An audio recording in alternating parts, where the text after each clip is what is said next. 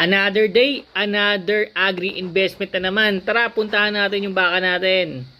Bibisitahin natin yung ininvest ko dati, yung pinaalagaan ko sa tropa natin si Andy Boy.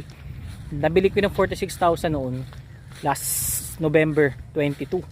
So check natin kung kamusta na siya. Napakatakaw nitong bakang to, tsaka magandang pangangatawan, malaking kaha. Tara. Ito yung ating baka guys, na isa nating investment. Ang bili ko dito ay 46,000. Napakagandang baka, matakaw, medyo matangkad din kaunti, maganda ang kaha, malalaki mga buto rin, tsaka yung mga hita, tingnan mo. Yan. Ang hirap lang dito ngayon kasi gusto ko siyang turukan sana ng pamurga tsaka vitamins. Kaso lang medyo busy pa yung mga tao kaya hindi ko magawa. Kasi yung tali niya medyo manipis na sa ilong. Kailangan medyo makapal yan. Baka kasi pumiglas siya pag tinurukan, matanggal. Mas lalong malaking problema. So ito po siya, nangangain. Yan. Ang laki na na. Tingnan mo yung leeg. Ang kapal na rin.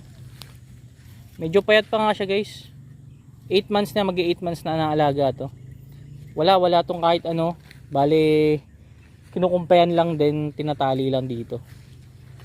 Darating na kasi tayo sa sa fattening stage, kaya kailangan na natin siyang purgahin din, tsaka tag dito i-vitamins, tapos i-feeds na natin siya. So yun lang.